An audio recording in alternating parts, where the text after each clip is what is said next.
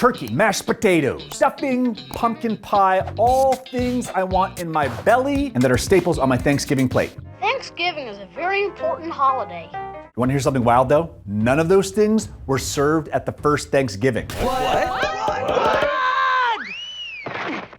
Yeah, and the very first Thanksgiving wasn't even called Thanksgiving. What?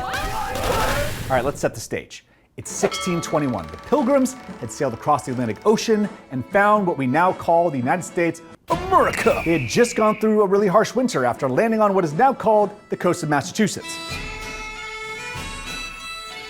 The following autumn, they had their first successful harvest of crops, which was mostly corn.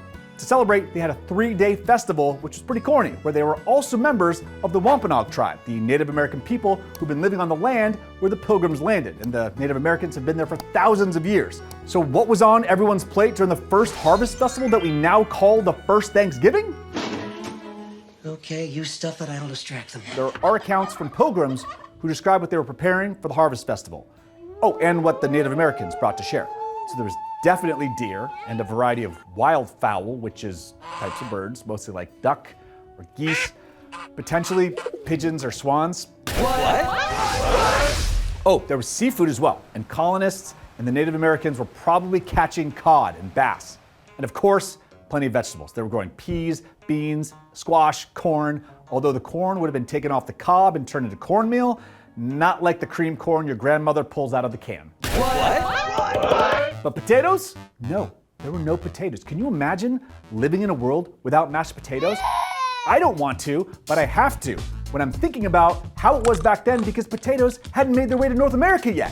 What? No mashed potatoes? That means no gravy, because there weren't mills for flour back then. I didn't even know there was flour in gravy, but that's cool. And no sweet potato casserole, which means no marshmallows or coconut, brown sugar, whatever you do on that. The tuberous roots had not been introduced from the Caribbean. And while there might have been pumpkin, it was probably served with vinegar and not inside a pie. What? Small amounts of sugar they brought over on the Mayflower were gone by the time the harvest came around. Yeah, there were blueberries, raspberries, and cranberries, but again, no sugar, so they tasted a lot different than the ones that you might have with your turkey. What?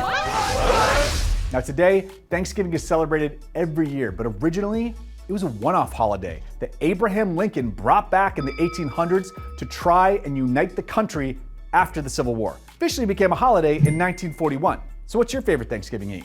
Is it mashed potatoes? Let us know below.